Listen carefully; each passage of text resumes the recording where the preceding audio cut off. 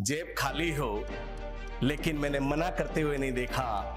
मैंने ऐसा धरती पर कोई अमीर इंसान नहीं देखा जैसे मेरे पापा हैं।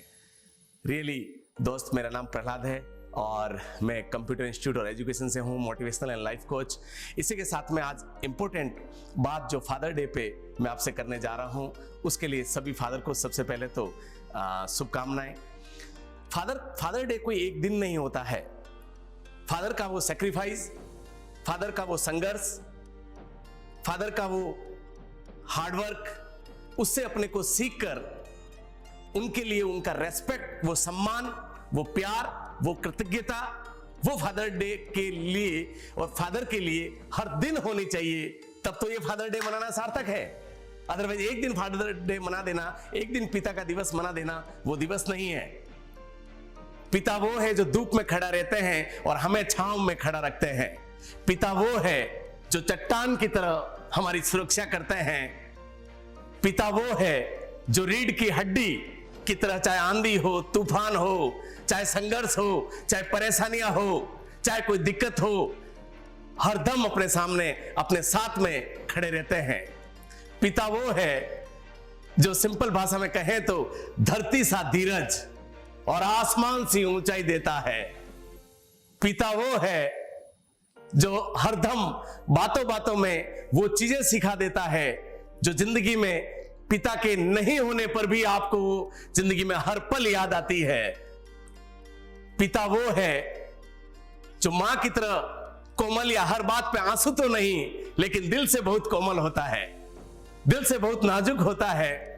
वो आपकी परेशानियां सुनकर आपको कहता है कि यस, मजबूत रहो, यस, छोटी मोटी परेशानियों से घबराना नहीं है। लेकिन वो पीछे से उसके आंसू निकलते हैं कि मेरे बेटे की परेशानी आ रही है।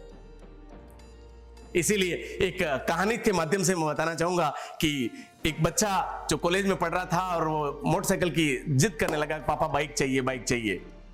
पापा ने कहा कि अभी नहीं बेटा, अभी नहीं, अभी थोड़ी परिस्थिति ऐसी है। थोड़े दिन निकले और वापस जिद करने लगा। तो पापा ने कहा तू मेरी परिस्थिति समझता नहीं है, तू बाइक की जिद करता है। तो बेटा नाराज हो गया और बच्चों के बहकाव में आके घर से निकल पड़ा। पर घर से निकलते निकलते उसने सोचा कि रास्ते में कहीं पैसों की जरूरत पड़ गई तो क्या करूंगा। उसने पापा का पर्स उठा लिया और पर्स चुरा कर वो बाहर निकल गया। वो निकल गया और बड़बड़ाता गया, पापा के लिए कुछ भला बुरा बोलता गया कि मेरे पापा मेरे को समझते नहीं है, सिर्फ ऐसे ही बातें करते हैं, कुछ मेरे लिए करते नहीं है, मेरी एक ख्वाहिश भी पूरी नहीं करते। ऐसा कह के बाहर निकल गया। जब उसको रास्ते में चलते हुए नंगे पांव दौड़ रहा था, चल रहा था और उसको भूख लगी, उसने सोचा मैं कुछ खा लूं।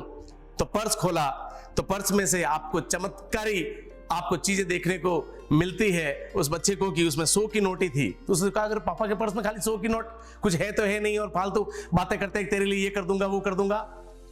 पर उसके बाद में उसने देखा कि उसके अंदर कुछ पेपर थे। उस पेपर में देखा कि जो पापा ने अभी मेरा 40,000 का लैपटॉप लिया था ना, उसके भी पैसे पापा को अभी मार्केट में देने बाकी है।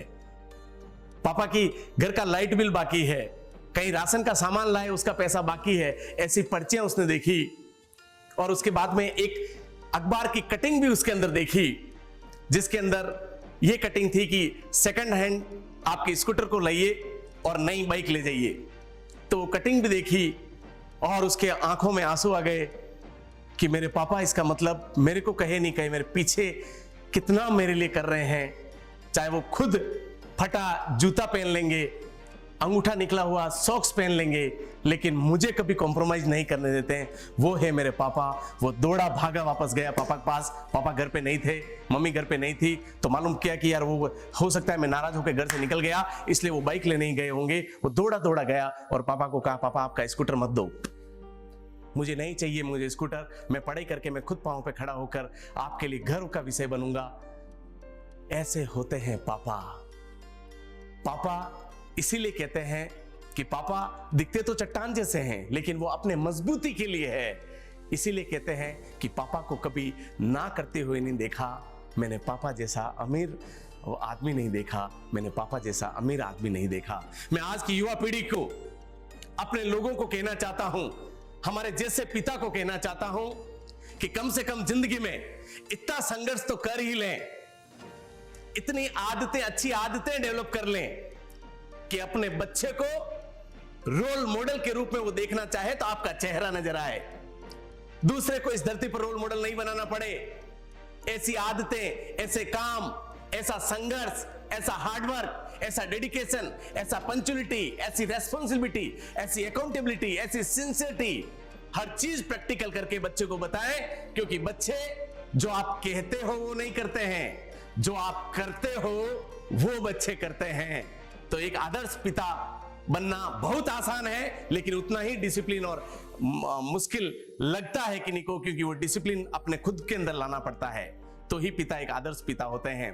मैं 4 लाइनों के साथ में मेरी बात पूरी करता हूं कि खुशियों का हर पल सुनहरा हो, खुशियों का हर पल सुनहरा हो, जिंदगी का वो सुनहरा कल हो।